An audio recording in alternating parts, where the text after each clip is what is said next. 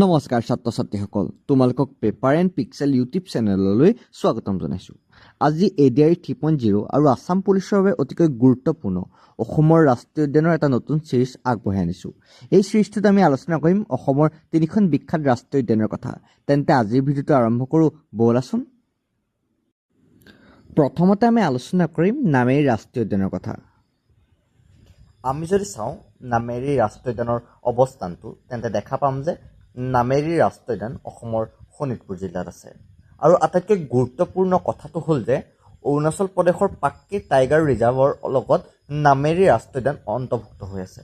আৰু এটা গুৰুত্বপূৰ্ণ কথা হ'ল যে নামেৰি ৰাষ্ট্ৰীয় উদ্যানৰ মুঠ মাটিকালি হ'ল 200 বৰ্গ কিলোমিটাৰ। আৰু আটাইতকৈ গুৰুত্বপূৰ্ণ এই টপিককেইটা তোমালোকে ভালদৰে চাই ল'বা, মই ইয়াক হাইলাইট কৰি দিছোঁ। ইয়াৰ মষ্ট ইম্পৰ্টেণ্ট প্ৰথমটো ডেট হ'ল 17 নহয় 1978, য'ত নেকি ইয়াক অৰ্থাৎ নামেৰি বনাঞ্চলক সংৰক্ষিত বনাঞ্চল হিচাপে ঘোষণা কৰা হৈছিল। আৰু এটা ইম্পৰ্টেণ্ট ডেট হ'ল যে 1985, যেতিয়া নামেৰি ৰাষ্ট্ৰীয় উদ্যানক নদুৱাৰ সংৰক্ষিত বনাঞ্চলৰ অংশ হিচাপে লৈ পেলাই নামেৰি অভয়াৰণ্য হিচাপে ঘোষণা কৰা হয়। আৰু এটা ইম্পৰ্টেণ্ট ডেট হ'ল 1998, 15 নৱেম্বৰ তাৰিখে ইয়াক আনুষ্ঠানিকভাৱে ৰাষ্ট্ৰীয় উদ্যান হিচাপে ঘোষণা কৰা হয়। আৰু এটা মষ্ট ইম্পৰ্টেণ্ট হ'ল যিটো আমাৰ কাৰণে অতিকৈ গুৰুত্বপূৰ্ণ, জীয়া ভৰালী নদী। জীয়া ভৰালী নদী নামেৰি ৰাষ্ট্ৰীয় উদ্যানৰ মাজেৰে বৈ গৈছে। আৰু জীয়া ভৰালী নদীৰ ব্ৰিটিছৰ সময়ৰ পৰা সোণালী মাছী এলিঙৰ বাবে বিখ্যাত আছিল। আৰু এটা আটাইতকৈ গুৰুত্বপূৰ্ণ কথা হ'ল যে নামেৰি ৰাষ্ট্ৰীয় উদ্যান অসমৰ তৃতীয়খন ৰাষ্ট্ৰীয় উদ্যান আৰু মানাহৰ পাছত নামেৰি অসমৰ দ্বিতীয়খন বাঘ্য সংৰক্ষিত বনাঞ্চল। আৰু এটা গুৰুত্বপূৰ্ণ কথা হ'ল যে নামেৰি ৰাষ্ট্ৰীয় উদ্যানক 2000 চনত বাঘ্য সংৰক্ষণ প্ৰকল্প হিচাপে ঘোষণা কৰা হয়। আৰু এটা আমাৰ কাৰণে অতিকৈ গুৰুত্বপূৰ্ণ কথা হ'ল নামেৰি ৰাষ্ট্ৰীয় উদ্যানত অসমৰ যি জাতীয় পক্ষী দেওহাঁহ পোৱা যায়। এতিয়া আমি আলোচনা কৰিম ওৰাং ৰাষ্ট্ৰীয় উদ্যানৰ কথা। আমি যদি চাওঁ তেন্তে দেখা পাম যে ওৰাং ৰাষ্ট্ৰীয় উদ্যান অসমৰ দুখন জিলাত অৱস্থিত। সেই দুখন হ'ল দৰং আৰু শোণিতপুৰ জিলা। আৰু ইয়াৰ মুঠ মাটিকালি যদি চাওঁ তেন্তে দেখা পাম যে ইয়াৰ মুঠ মাটিকালি হ'ল 79.28 বৰ্গ কিলোমিটাৰ।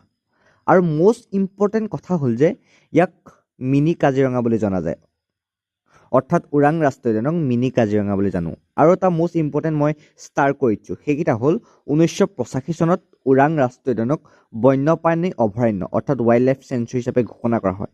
1992 চনত ইয়াক ৰাজীৱ গান্ধী অভয়াৰণ্য হিচাপে নামাকৰণ কৰা হৈছিল। আৰু 1999 চনত ইয়াত ৰাষ্ট্ৰীয় উদ্যান হিচাপে ঘোষণা কৰা হয়। আৰু আটাইতকৈ গুৰুত্বপূৰ্ণ কথা এইটো যে 2021 চনত অসম চৰকাৰে ৰাজীৱ গান্ধী ৰাষ্ট্ৰীয় উদ্যান নামটো অৰ্থাৎ ওৰাং ৰাষ্ট্ৰীয় উদ্যানৰ যিটো পুৰণা নাম সেই নামটো সলনি আকৌ ওৰাং ৰাষ্ট্ৰীয় উদ্যান নাম হিচাপে নামাকৰণ কৰা হয়। এতিয়া আমি আলোচনা কৰিম ৰায়মনা ৰাষ্ট্ৰীয় উদ্যানৰ কথা। ৰায়মনা ৰাষ্ট্ৰীয় উদ্যান অসমৰ কোকৰাঝাৰ জিলাত আছে। আৰু অতিকৈ গুৰুত্বপূৰ্ণ কথা এইটো যে ই কোকৰাঝাৰ জিলাৰ লগতে অসম ভূটান সীমান্তৰ কাষত আছে আৰু মানস ৰাষ্ট্ৰীয় উদ্যান আৰু ভূটানৰ ৰয়েল মানস নেশ্যনেল পাৰ্কৰ সৈতে সংযুক্ত হৈ আছে।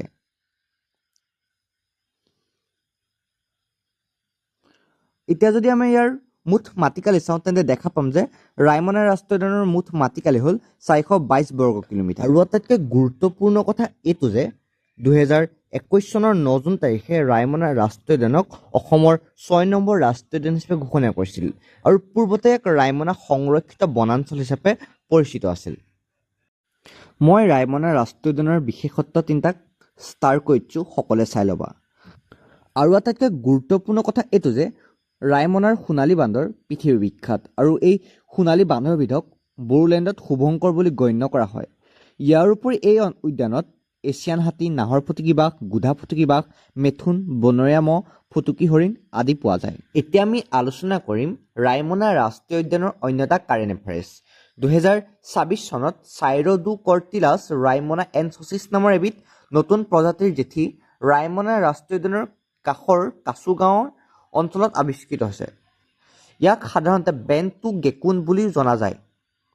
আৰু আটাইতকৈ গুৰুত্বপূৰ্ণ কথা এইটো যে অসমৰ বিখ্যাত ৰায়মনা ৰাষ্ট্ৰীয় উদ্যানৰ নাম অনুসৰি এই প্ৰজাতিটোৰ নামাকৰণ কৰা হৈছে। আজিলৈ ইমানখিনিয়ে। আকৌ এটা অন্য ছিৰিজত অন্য দুখন ৰাষ্ট্ৰীয় উদ্যানৰ তথ্য লৈ আপোনালোকৰ মাজলৈ আকৌ আহিম। কেৱল মাত্ৰ আমাৰ পেপাৰ এণ্ড পিক্সেল ইউটিউব চেনেলটো চাই থাকিব।